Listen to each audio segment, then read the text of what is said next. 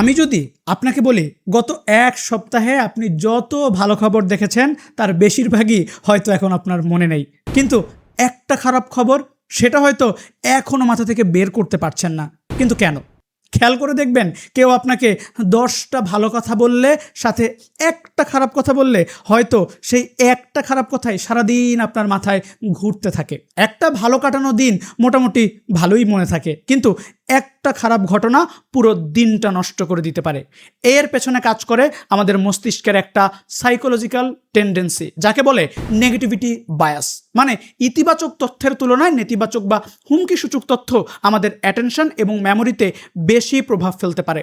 কারণ ইভলিউশনের দিক থেকে চিন্তা করলে ব্যাপারটা বেশ যৌক্তিক। ধরুন 1000 বছর আগে আপনি জঙ্গলে হাঁটছেন, একজন মানুষ আপনাকে বলল এই জায়গাটা খুব সুন্দর, আরেকজন বলল সামনে একটা বাঘ আছে। আপনার ব্রেন কোন কথাটা বেশি গুরুত্ব দেবে? অবশ্যই দ্বিতীয়টা, কারণ প্রথম তথ্যটা আপনার জীবনকে বদলাচ্ছে না, কিন্তু দ্বিতীয় তথ্যটা হয়তো আপনার জীবন বাঁচাতে পারে। এখন সমস্যা হলো আমাদের ব্রেন এখনও অনেকটা সেই পুরনো সার্ভাইভাল সিস্টেম নিয়েই কাজ করে।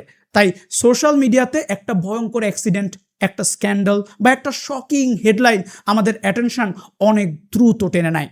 তাই আপনি যদি মনে করেন পৃথিবীতে শুধু খারাপ ঘটনাই ঘটছে, হয়তো পৃথিবীটা পুরোপুরি বদলে যায়নি। এর কারণ আপনার ব্রেন হয়তো শুধু খারাপ ঘটনাগুলোকেই বেশি জোরেই মনে রাখতে বলছে।